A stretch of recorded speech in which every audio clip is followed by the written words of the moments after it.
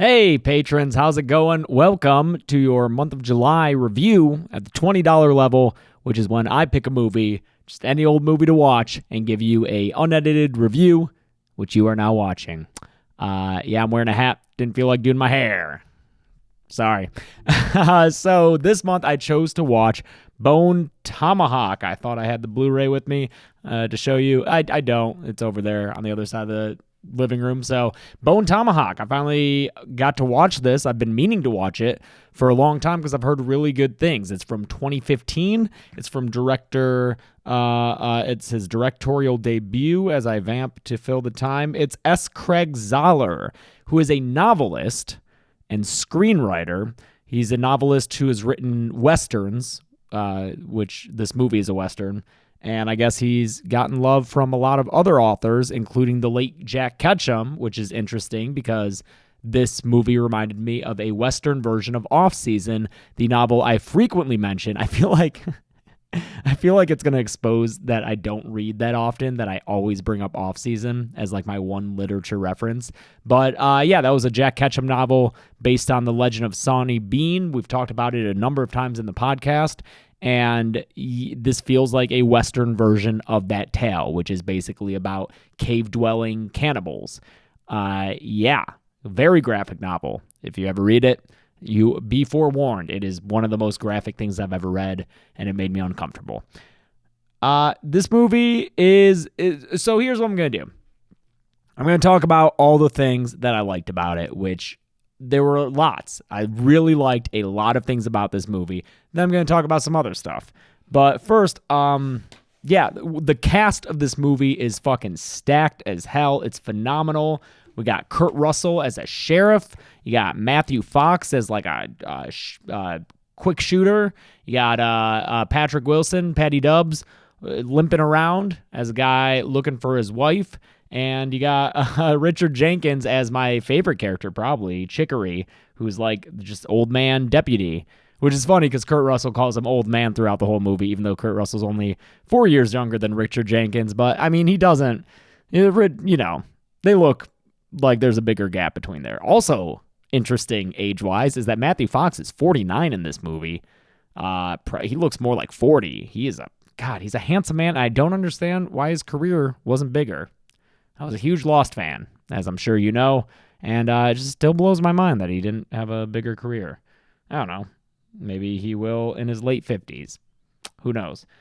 Yeah, so the acting is fucking phenomenal. It's so good. It's just that I would say is the strongest point of this movie. The acting and the dialogue which the actors are given to work with. It's very theatrical and I mean that in like it feels like a play.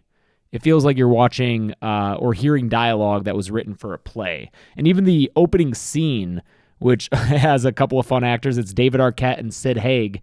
I think that's a nice encapsulation of what this movie is as a whole, because it's two dudes. They kill they're like robbers. They're roamers. This is the Old West, I don't know exactly where it takes place or exactly when it takes place, because Richard Jenkins is talking about how he was in the war, and I'm wondering if it was the Civil War. Is that right, time-wise? What else would it be? Mexican-American War? I don't know. I don't know when this takes place. I would guess Civil War, and that this is probably, late 19th century? That's my guess with my history knowledge. But yeah, the opening scene has David Arquette and Sid Haig killing people, robbing people, and then getting killed by natives. Sid Haig gets killed. David Arquette gets away. This is one of the things that I do like about this movie is that the plot is driven by like little things happen that kind of naturally flow. The story points and plot beats I feel naturally flow from one another, which is really nice. Nothing feels forced because so David Arquette gets away. Richard Jenkins sees him hiding burying stuff to hide it. And coming into town, a small town called Bright Hope, population 268. And so Richard Jenkins goes and tells Kurt Russell, and Kurt Russell goes and confronts David Arquette. And, during the confrontation, David Arquette tries to just run away and he gets shot in the leg. And you get the sense that this is kind of Kurt Russell's way of handling most things, because when they go to Patrick Wilson's wife, who's the doctor's assistant, and tell her, like, hey, we got a bandit that we need you to take care of, she's like, does he have a bullet in his leg? So, yeah, it's well known that that is how Kurt Russell operates. And then, because David Arquette had messed with the burial grounds of the natives, they come in during the night and kill the movie's only black character, and then abduct a young deputy and Patrick Wilson's wife, and also David Arquette. And then the rest of the movie is the 4 dudes who I named up top going to find and rescue Patrick Wilson's wife. So that's the plot. And Patrick Wilson has a fucked up leg this whole time. He injured it before the movie started, falling off a roof, and then it just gets worse and worse. And yeah, I just like the way that things kind of flow. At one point while they're traveling to this, like, it's a place that's days rides away, 2 like Mexicans find them and are trying to approach them, and Matthew Fox, who's, like I said, is like quick on the gun, he shoots them both dead. And so that night, more, I think, Mexicans who were involved with them come and steal their horses, and so they're forced to walk.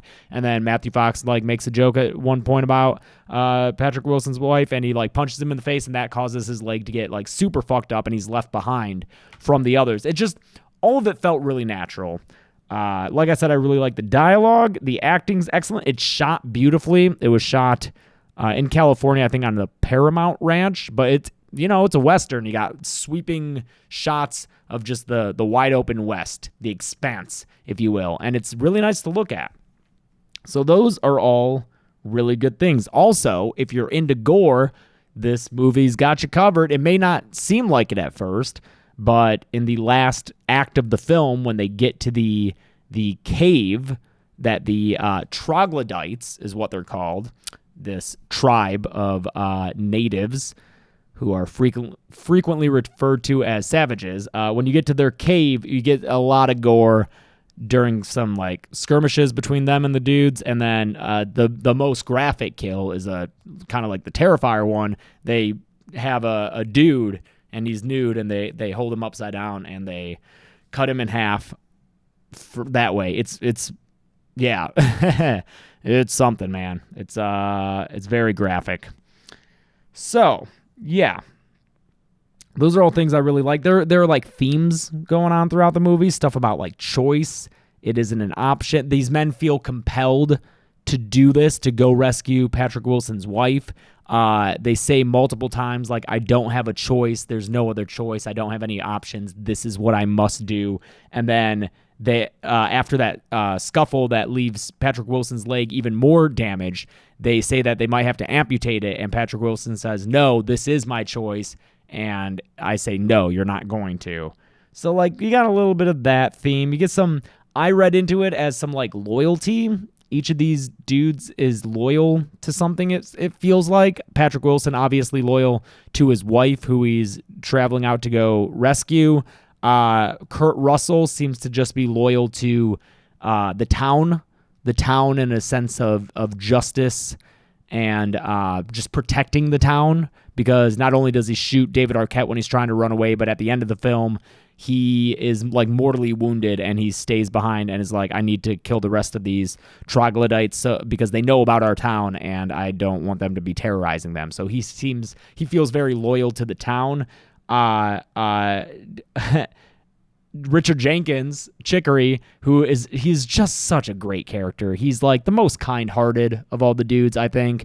Says that like Matthew Fox shouldn't have shot those Mexicans. I mean, he says it because one of them's wearing a crucifix, but he also calls out Matthew Fox on some bigotry. But he's extremely loyal to Kurt Russell. Like, he gets in a fight with Matthew Fox verbally. He's not going to be physically fighting anyone. But because Matthew Fox is trying to, like, call the shots, and he's like, no, Kurt Russell is the man in charge. I'm there for it. And like when they're leaving to go on this mission in the beginning, Kurt Russell tries to convince him to stay back because he's older, and Richard Jenkins is like, no, I'm here. I'm fucking going with you. So that was cool. And then Matthew Fox seems to be loyal only to himself and just staying alive. And, he boasts, well, he says it's not a boast. It's a fact that he has killed more Indians than anyone else. Later says that he killed over 100 of them. When, his warning system while they're sleeping gets triggered. He shoots off his gun real fast and kills an animal, kills those 2 Mexicans, like I said. I did find it, I liked, though, that he wasn't just a cold-hearted killer. He cared about his horse, because when they lose their horses, his horse didn't, like, cooperate with the people who stole him. So they just hurt it, and then he had to, like, go and put the horse down, and he seemed legit sad about it. Saucy was the horse's name. Poor Saucy. So, yeah, I liked that shading of his character. His character was very interesting to me. I mean, you know, yeah, he was definitely, like, a bigot, as Richard Jenkins called him, because it's revealed that, like, oh, Indians killed his mom and sister when he was 10 years old, and that's what inspired him to just be an Indian killer, I guess, if you want to call it that. But I don't know. Maybe it's just because of his outfit. He's walking around in, like, all white, like a white hat, white everything. He looks pretty fucking cool with his little mustache, too. Yeah, and I just like Matthew Fox. I also like that near the end, he gets really hurt. He gets his fucking hand cut off, which is crazy. And then he's like, I'm too vain to live, like, crippled like this, so I'm just gonna take them out with dynamite and sacrifice myself, and you guys get away, okay? And then they leave, and then he just gets killed before he can actually pull off that plan. So I like that, like, subversion of the, like, heroic person sacrificing themselves thing. But the movie is all about savage natives, right? And it's about them kidnapping the wife and bringing her back, and they eat people. They're cannibals. They eat people. And the movie tries to head off this kind of criticism, because before they head out, after the attack and after the abduction and everything, they're like, we got these arrows here. Let's bring in the professor. And the professor is a westernized, no, what's the term? It's like the term for natives who have assimilated. Is that right? Assimilated native. He is of the Western culture. You know, he lives in this town, and I just want to get his name because he's Zahn McClarnon. Zahn McClarnon. He was in Fargo, the show, and he was in Westworld. In Fargo, he was Hansi. He's super fucking cool, and he has his one scene in this movie where he tells them all about what they're going to go face. And he says the tribe that you're going to face, they're troglodytes, cave dwellers. They are not like us. We don't consider them native people. They're not Indians. They are a separate, savage thing. And like he sets up the whole plot as being dangerous. These like vicious people out there that are more like animals than people. So that's how the movie tries to head off that criticism, I think. And it appears to have worked for people on Reddit, because I looked up, I just wanted to see what other people had to say about this movie. And there was a post on Our Movies, and it was like, is Bone Tomahawk kind of racist, was the post. And it was downvoted to hell, and everyone just flamed the person asking. They're like, no, it's not fucking racist. They're not Indians. They're troglodytes. They specifically said, you're just trying to make everything racist because, like, that's what people like you do. And it's like, okay, everyone saying that is probably just a young white dude, because that's demographically, that's what Reddit is, right? And I got so annoyed because, like I said, I like a lot in this movie, and clearly a lot of people do. It has like a 90-something% on Rotten Tomatoes, so it's clearly well regarded and it's acclaimed, and I think it's a good movie. But I just feel as though you can't just write that off as being like, no, it's you're thinking too much into it. You can't just take it at face value that the movie says, no, these aren't Native Americans, they're troglodytes. And so that, because of that, it's okay to constantly refer to them as savages, to like murder them and, you know, really get in there and just like make it all about murdering these people because they're animals and savages. I don't think you can do that and accept that argument at face value, because the way they're depicted is full of longtime standard stereotypes of Native Americans, like the way they look, the way like their war paint, and just, you know, the weapons they use. They do have a cool fucking like implant in their what is this? what is this? Your vocal cords, your chest, whatever, that allows them to like do this crazy howl thing. It kind of reminded me of Predators. Chelsea said it reminded her of Uruk-hai, but they're clearly Native Americans. And I don't think you can just say, hey, we have this one scene with a regular Native American who says like, they're not us, so it's okay now. And I just kept thinking of like, how would our buddy Joey Clift, who did the Native Representation podcast episode with us, how would he feel watching this movie where the whole thrust of the movie is find the savages, kill the savages before they eat our people, our deputy and our wife. And that's the other thing is, again, probably stemming from the fact that this is a Western film. And it's considered a Western horror film. It doesn't really get horror until like the end, and I think it's mostly considered horror because of the graphic nature of the kills. It's kind of like Upgrade in that regard, how Upgrade is like a sci-fi film, but it's considered sci-fi horror. Bone Tomahawk is definitely Western first, but it's considered horror. But I guess along with being a Western comes the fact that, there's just... the two wife characters are the only women, and one of them, like Kurt Russell's wife, is pretty much a non-character, and then the Patrick Wilson's wife, her whole purpose is to be kidnapped and be rescued, and that's all she does. After, of course, having a sex scene with him, which I guess she was on top, and that was supposed to establish, like, oh, she's like a strong woman, because he's like, let's do this the right way, and he gets on top. So and she survives in the end, which great, but she still just exists as a plot device to be rescued. And it's a Western, so I don't think you probably wouldn't have like a woman going out there on this rescue mission either, because that's probably not realistic. But it just feels I was hoping for a little bit more of a subversion.